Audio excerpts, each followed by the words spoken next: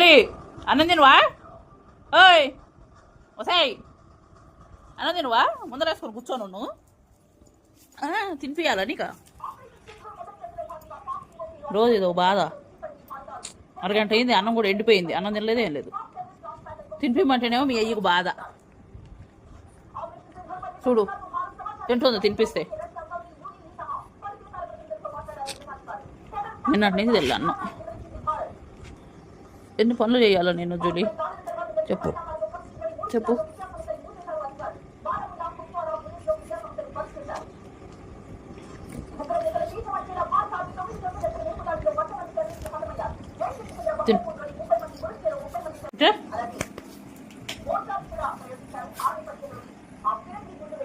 మే ఇదిగో